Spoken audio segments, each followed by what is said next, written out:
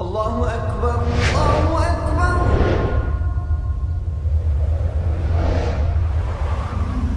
Allahu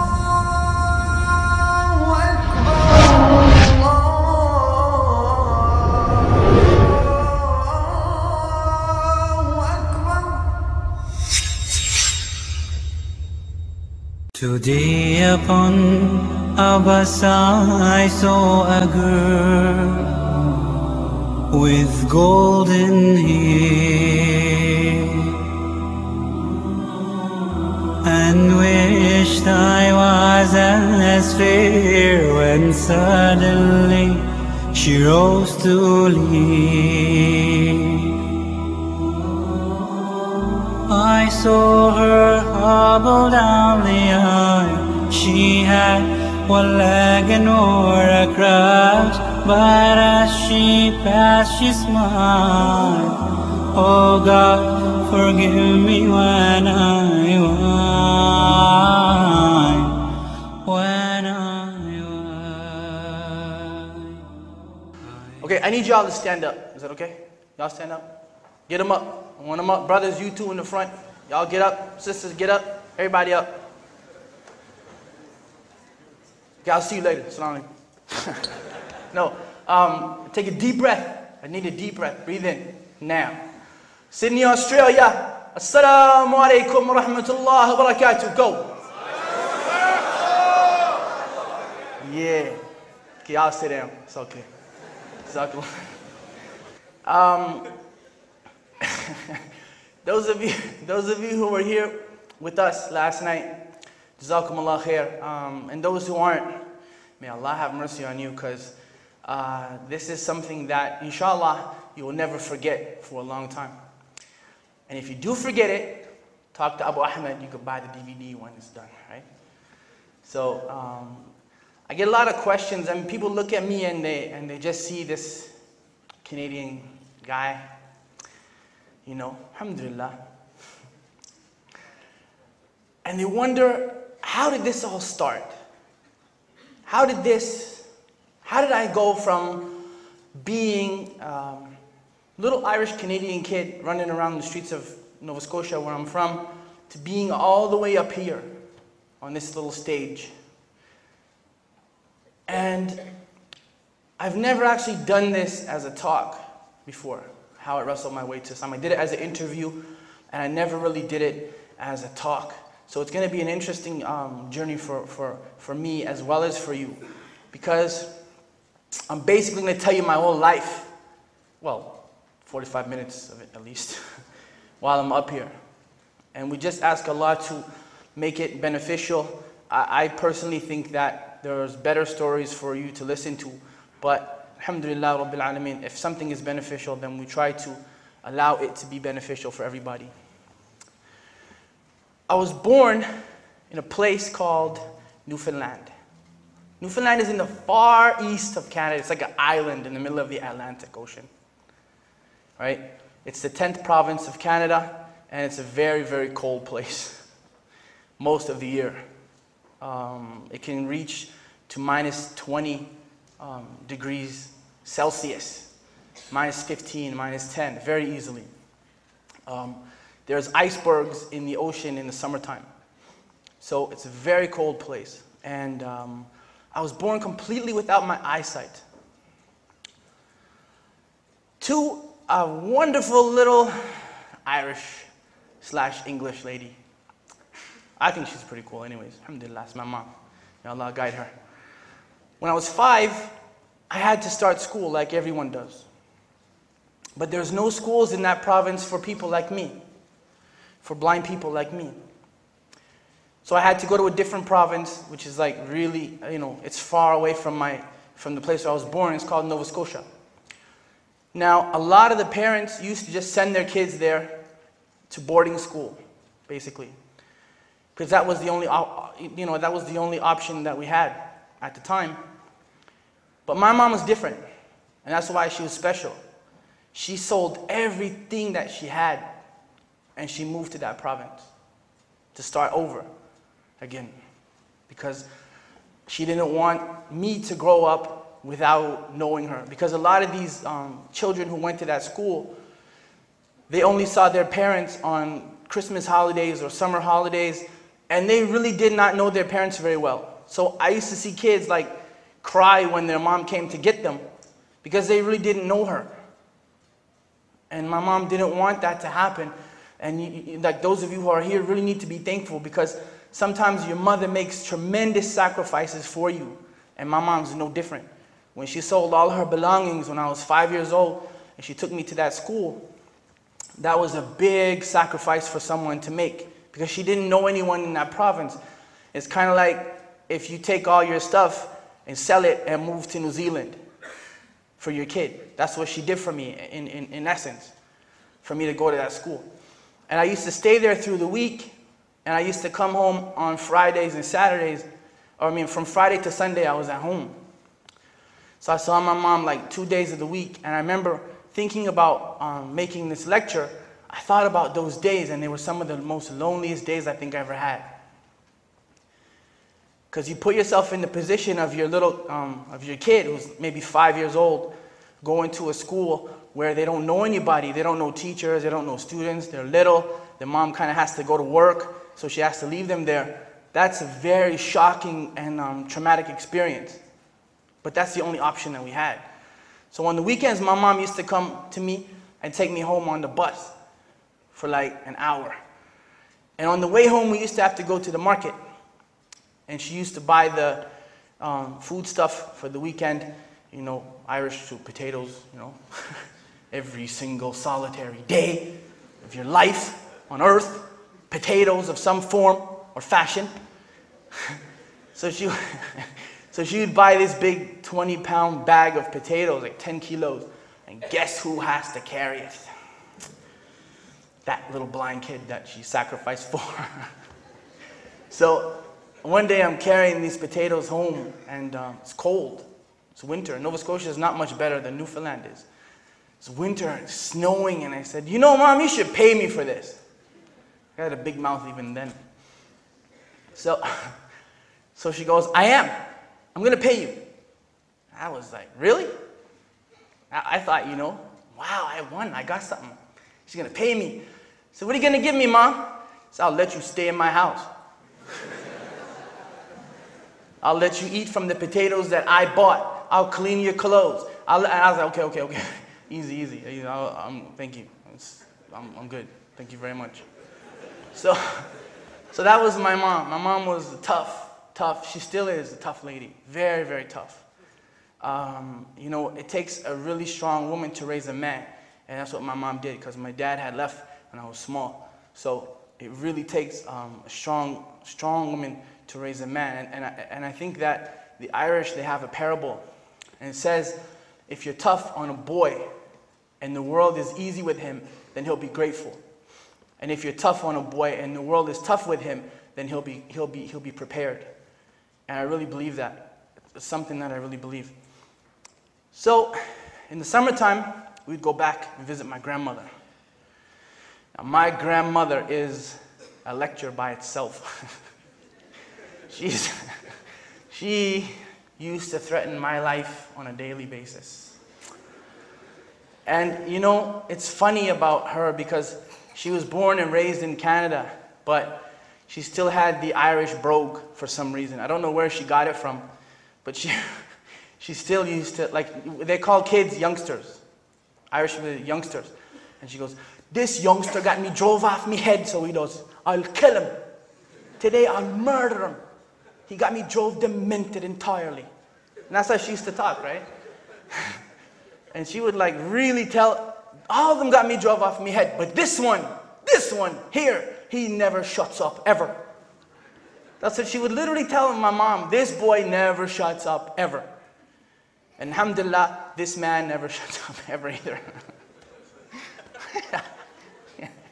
But that was her. One of the things that she used to do when I was outside with my cousins, we would play outside, and she would, you know, dinner, the Irish they say tea, right? Come in for your tea, like that. And then, is there any Irish people here? No? None? Clap if you're Irish, for God's sake. Really? Or are you just playing with me? Y'all look alike anyways.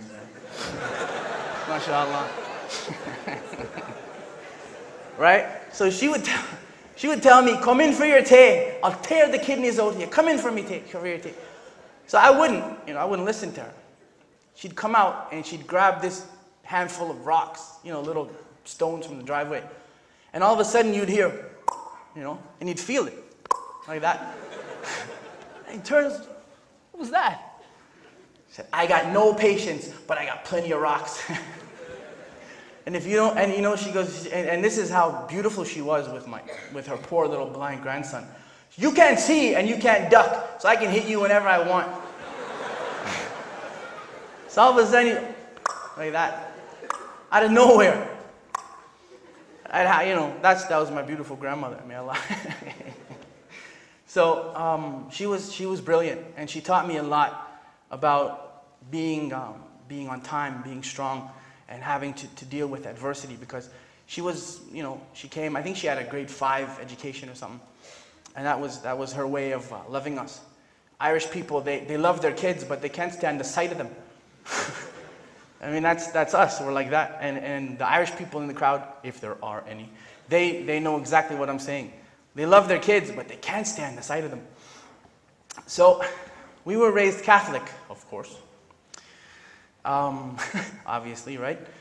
And they would take us to church as we were kids. And I remember coming out of church one day, and I asked my grandmother, I said, so Jesus will give me whatever I want? Like that. She said, no, don't be so foolish, like that. And I said, but that's what the priest said, that Jesus will give me whatever I want. And he said, listen, if you're going to ask someone, ask God. I said, why can't I ask Jesus? And then she said, because that's what they believe, she said, who helped him from the cross? Who helped him down from the cross? If you're going to ask someone, ask God. And that's exactly what she said to me. And I never forgot that up to now. That's what my grandmother told me, right? So one day I was in church with her, and it was Christmas time, and they give you candles for Christmas candles, but they gave everyone else a wax paper thing to hold before the candle, and they didn't give me one.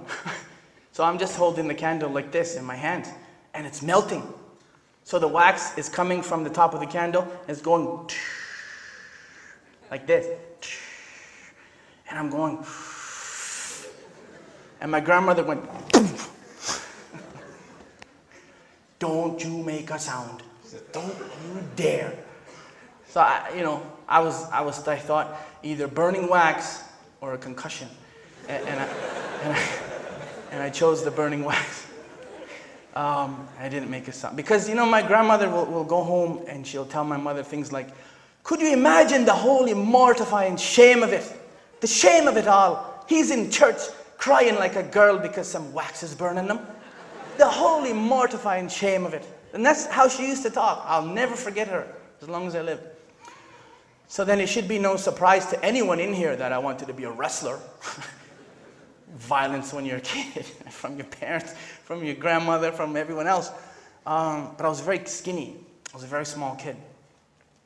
So I went to coach. I think I was 8 at the time. So I said, Coach, I want to be a wrestler. He said, get lost. So he said to me, get lost. I said, you're only 8. Come back in a year. So I pleaded with him, begged with him. Nope, get lost. Come back after a year. So I came back after a year, a little skinny kid. I said, Coach, I want to be a wrestler. He said, get lost. Come back when you're 10. I said, you told me that when I was 8 to come back when I'm 9. So he said, okay, we'll let you wrestle once. And if you still want to be a wrestler after, I'll let you stay on. He didn't teach me anything. He just put me in the ring with somebody. And they beat the daylights out of me, really. I was a small, little skinny kid. Unlike today. And they beat, who laughed at that? Do you trip old people when they walk? So I'm not skinny. Alhamdulillah. So they beat the crap out of me, basically, that was my very first match. And I didn't stop being a wrestler. And for the next 2 years, I don't think I won anything ever. I just kept coming in and getting beaten up, coming in, getting beaten up, going home. And then I would tell my mom, you know, Mom, I wrestled today and they beat me up. And you know, Arab is, Habibti, anti helwa. Don't worry, Habibi, don't worry. My mom, you know what my mom said? I'll never forget what she said to me. Well, it's not ballet, you know. If you don't like it, don't go, dummy. If you don't like it, don't go. It's not ballet. None of this Habibi, Halwa. No, we never had this in my house ever.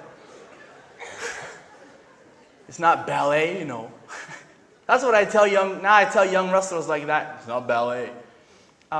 So we ended up moving from the place that, I'm skipping some things that are not really important, but we moved and I was changing schools because they wanted me to go to school with people who could see. So alhamdulillah, that's what they did. So they put me in a school and I went there and they had a wrestling coach too. I was about 12 then. They had a wrestling coach and he was like he was a fool, really. He was the worst coach I ever had in my life. His whole thing was he would wrestle the kids too. He was a man. He was like 35 years old and he'd beat up 10-year-olds. Like that was his thing. I don't know why, but that was just his thing. Like I never saw a coach physically get involved in a match before, and he was like that. So he'd come out and take this little kid and just pick him up and slam him and just pin him like that. 1, 2, 3. I was like, man, this guy's stupid. All right, so then he put me in the ring. Let's see what you can do there. It's Nova Scotia accent. All right, there, let's see what you can do. So I put me in the ring against it. Guy's smaller than me. I beat him. But I didn't humiliate him. I won. I just won. And then he fought someone else. He picked him up. Pinned him 1, 2, 3. And that was it.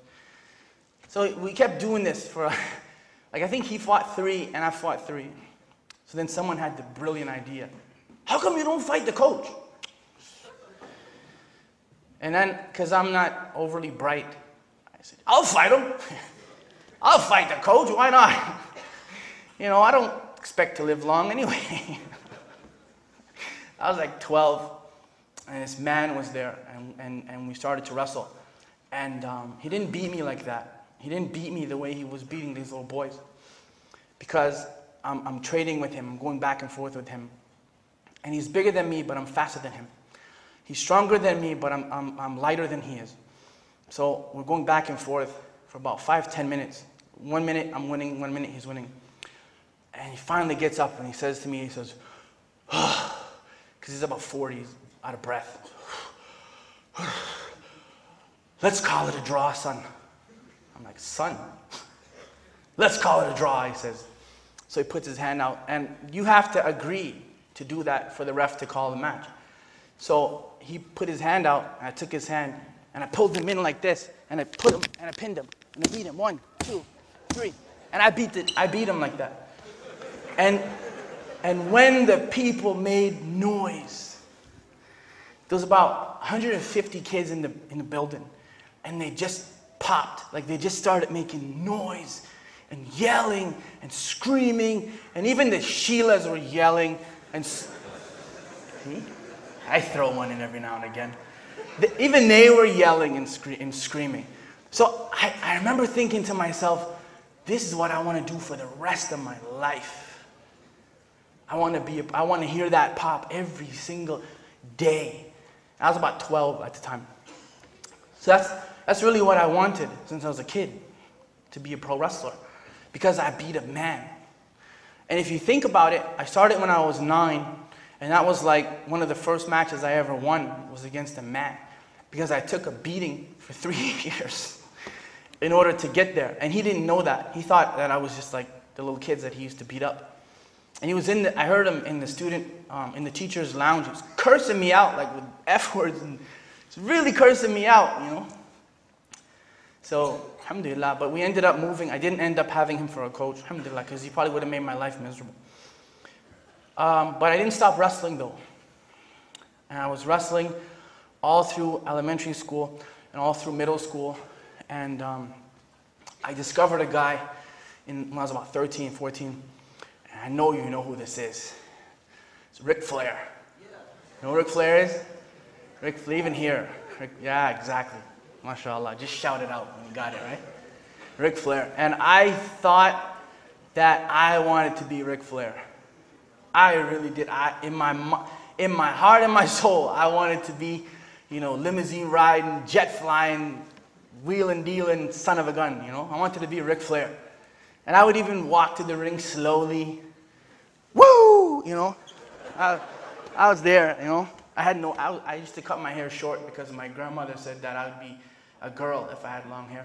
So I'd cut my hair short. But I still do the Ric Flair, the walk. Woo! Back and forth. I'd still do all that.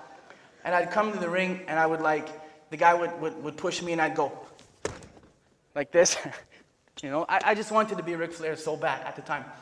And the reason for that was because Ric Flair could talk. Ric Flair could talk at the time better than anyone else I ever heard in my life. He would say something like, and we're live in Sydney, Australia for the IDCA, and we're helping them spread Islam from Toronto to Tokyo, from Nairobi to Niagara, all the way to, by God, Sydney, Australia. And he would just I'd lose it for Ric Flair. Forget Hulk Hogan, I'm going stupid. Any dummy can tear off his shirt. He wrestles here. I hope he's not here. I'll have to run. But my whole thing was I wanted to be Ric Flair, and I was a very cocky and very obnoxious kid, especially since I was so small. And one day, and I told the brother this story earlier, I had this friend, and he was my buddy, He was very shy, but he was a wrestler. He wasn't bad. But he wrestled this big kid, 300-pound, beast. So the guy, of course, beat the crap out of my friend. And I jumped in the ring and I went, and I slapped him. I slapped this big elephant, rhinoceros-looking 300-pounder. And I just slapped, boom, like that. And he's the guy who, his whole thing was, anyone who wants to fight him, he's going to kill him. And that was his deal. So I said, I'll fight him, and I'll let the air out of him, 300 pounds. That's what I said, that I'd kill him. I'd put him in the hospital. So I came out, and I did my whole Ric Flair entrance thing. All 95 pounds of me.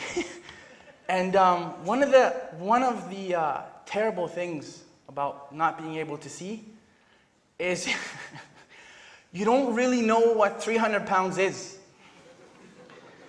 You really have no earthly perception of what 300 pounds is at all. And I really wish that someone would have explained it to me, but all the referees hated me because I was so obnoxious, and all the other wrestlers wanted to see me killed. So I get in the ring, and they ring the bell, and I come out, and I come like this. I come like that with a clothesline. You know the clothesline? What it is? And I hit this 300-pound mountain. And he just stood there and he went like that. And you can imagine the horror, the fear that I had. Because usually when I hit someone with that clothesline, they fall. And he just went like that. And then he goes, is it my turn? Alhamdulillah, man. Allah looks after babies and dummies and little blind professional wrestlers. Because he picked me up high. And I just went like this. And I was high over this elephant's head. High. And I thought, if I could see, I could probably see Sydney, Australia from here. And you know what he does? He goes, where do you want me to throw him?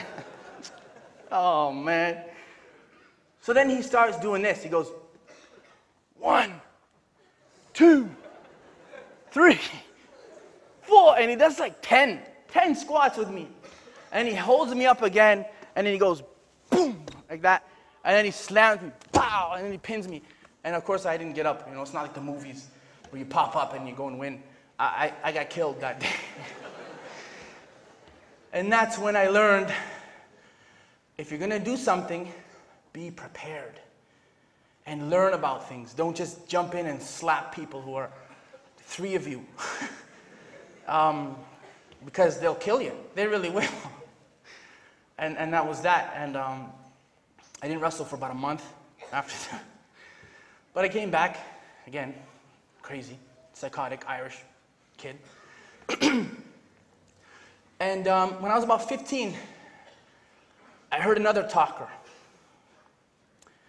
I just finished reading the book Roots. Have you ever read that book by Alex Haley?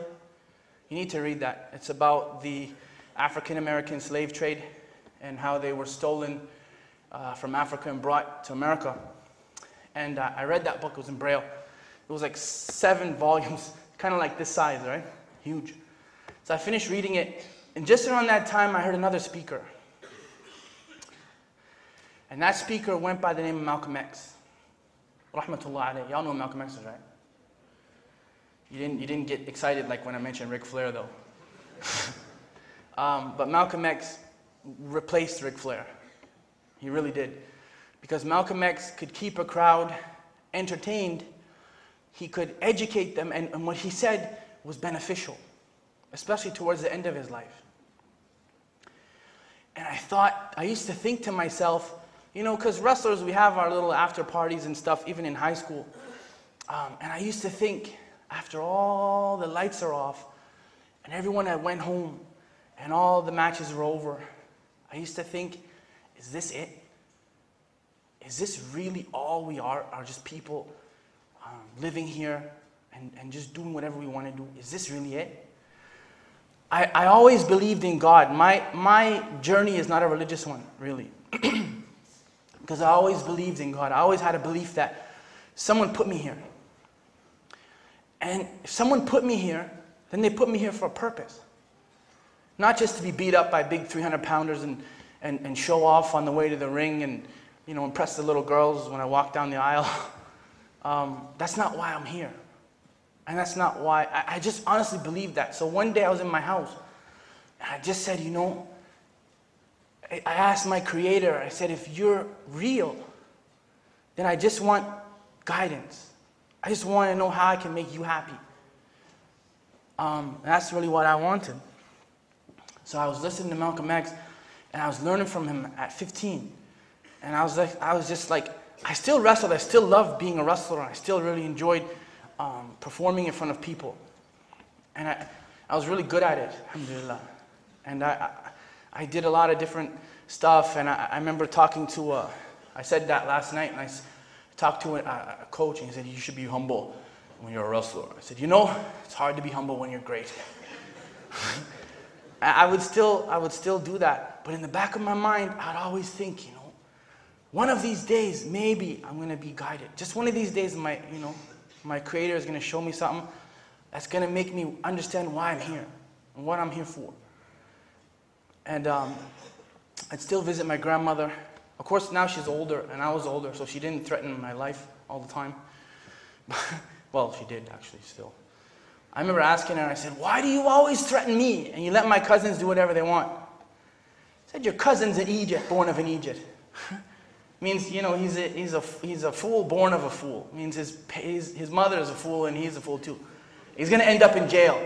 But you're not stupid, so I have to make sure your life is correct, you know, your life is right. Basically, she didn't say it like that. She cursed at me a lot, but you can't say those things in here. So I knew that she loved me. I really did. I really felt that. And I'd still wrestle through high school. And I got really big. I started to work out like 3 times a day because my goal was to have a flawless season of 30 wins without a loss. And that was my goal. Always since I started wrestling amateur, that was my goal. And in '96, that's exactly what I did. I pulled it off. 30 wins without a loss. $20. Oh, you thought I forgot, huh? MashaAllah. Give it up, brother or sister, whoever it was. I'm an equal opportunity extorter.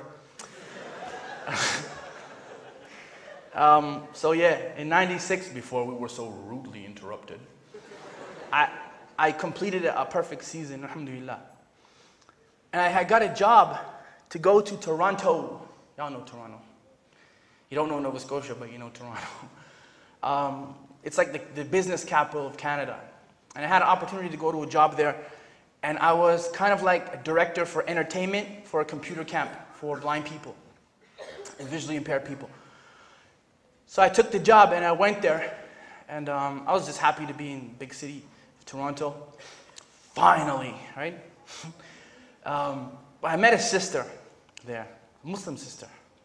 So sisters, y'all responsible for me taking Shahada. Alhamdulillah. It's one of you. And she had a funny name. I'm not going to say it. It was funny to me at the time because in Nova Scotia, we didn't really have people like that, right? She had a funny name. So I said, you know, being shy, what kind of name is that? Right? Such a shy kid, mashallah. She said, it's Arabic. So I said, Arabic? So you're a Muslim? And I remember it because Malcolm X talked about Arabic. May Allah give him Jannah and forgive him. He talked about Arabic in his lecture. So I said, so you're a Muslim? And she said, yeah, I'm Muslim. I said, I want to be one too. Like that. And I know she thought I was like off my head, you know, walkabout. It's crazy.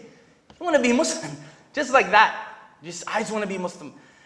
And she said, okay, I'm going to get a book from my dad, and I'm going to tell you about the 5 pillars of Islam, and then you can decide if you want to be Muslim or not. I didn't care what she said.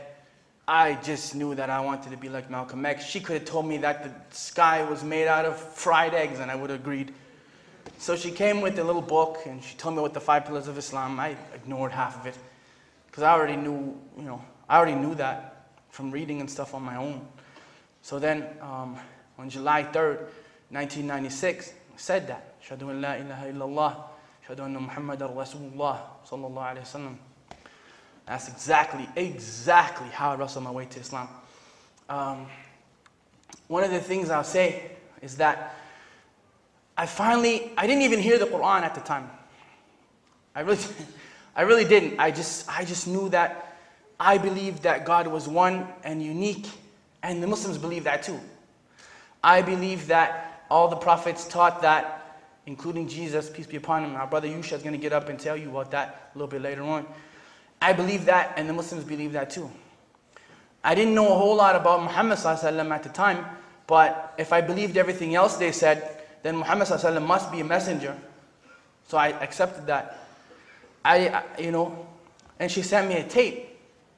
She sent me a cassette tape of the Quran. It was like 30 tapes or something with Arabic and English on it. And I put the first one in, and I heard, أعوذ بالله من الشيطان الرجيم بسم الله الرحمن الرحيم الحمد لله رب العالمين الرحمن الرحيم مالك يوم الدين إياك نعبد وإياك نستعين اهدنا الصراط المستقيم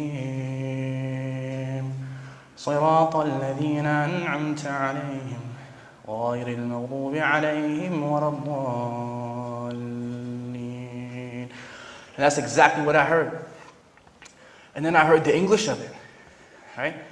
It said, all praise is due to Allah, the Lord of everything that exists, the most gracious, the most merciful, Master of the day of judgment. You alone we worship, and you alone we ask help from.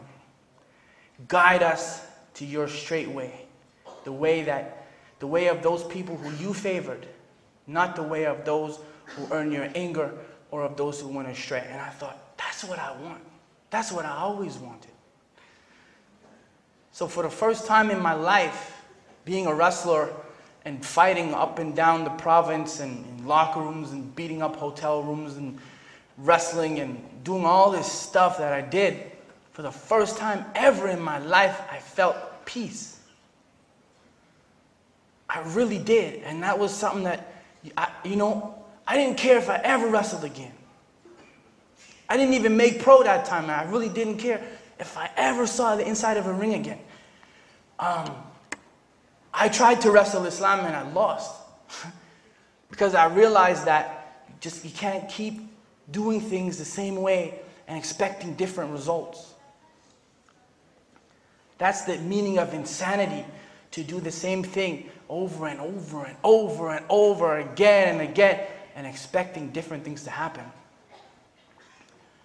And really, I really didn't care what else was in that kitab, what else was in that Quran. I really didn't care.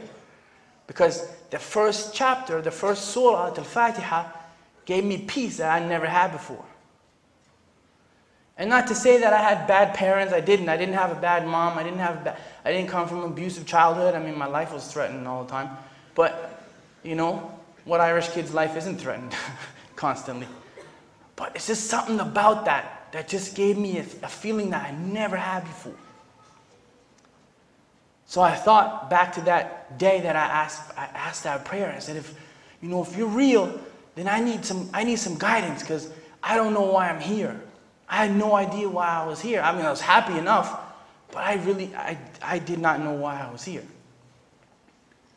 And Allah said even in that same Quran, وَمَا خَلَقْتُ الْجِنَّ وَالْإِنسَ إِلَّا لِيَعْبُدُونَ. I didn't create the human being and the jinn except to worship me. So I figured, okay, that's why I'm here, so that I could worship the one who created me. I was very happy to do that, and I never wrestled for years after, because I really did not have a desire to do that. And then I got this kitab, and I read from it last night. I might read from it again later when the talk is done. I could pass it through. I don't know if people saw it, but it's in Braille, as the brother had said earlier. And subhanAllah, I got this as a real gift from Allah subhanahu wa ta'ala and from the people that had given it to me. Someone had came to me and he said, did you ever want to complete your pro wrestling? Did you ever want to actually enter pro wrestling school? And I thought, I had a daughter at the time. I had Hafsa, my oldest daughter, Jazakallah khair. And I thought, I should just go back and see if I can qualify for pro. So I went and I sent my picture in. I was still in good shape, to the professional school. They agreed to give me a tryout. They were just shocked that I couldn't see, that I was actually a blind person that knew how to wrestle. So I came in and I tried out. It was like 3 hours, and they beat the crap out of me again. And I got up and my ears were ringing and my head was spinning, because that ring is harder than this stage. The pro ring is harder than this stage. It bounces a little bit, but it's very hard. It's made out of wood and steel. So when you see the wrestlers hit it on TV, that one is actually fiberglass and steel. And the only reason it bounces is because they're very big. So I learned how to do the basic fundamentals, and the person in the school, he said, you made it. And I actually made it into pro school after 20 some odd years of being killed every day. Alhamdulillah, I finally made it. But my daughter was stressed out, but I wasn't home. And an old pro wrestler, he was about 50, came to me one day and he said, just congratulate the mother of your kids now. And I said, why? I mean, I knew why, but why is he saying that? He said, because she's going to raise your children and you're not going to see them. You're going to be with us all the time. You're going to travel with us. You're going to spend nights with us. You're going to be on the road with us. You're going to be doing all those things that pro wrestlers do, and you're never going to see your kids. And I thought, it's really not worth it. It's not worth it. So I retired, alhamdulillah, from pro wrestling and ended up spending more time with my daughter. I have another one. I have two. I have a stepdaughter now as well. And I ended up going to Kenya, telling people about this. This is the first time I actually told this story, but I was in Kenya. Now I'm here, and we just keep moving. And that is basically my story. I don't know if there's any more to that, but alhamdulillah, وَذَلِكَ مَا عِنْدِي وَصَلَى اللَّهُ عَلَى سَيِّدِنَا مُحَمَّدٍ وَالسَّلَامُ عَلَيْكُمْ وَرَحْمَةُ اللَّهِ وَبَرَكَاتُهُ. يا إله الكون قد أسلمت لك يا إله الكون قد أسلمت لك يا إله الكون قد أسلمت لك رب فاغفر زلتي ما أحكمك أبتغيها مدحة طارية تبهر البدر بليل محتلك راجيا منك إلهي رحمة تغسل الذنب وقد أمسيت لك أيها المؤمن يا سعد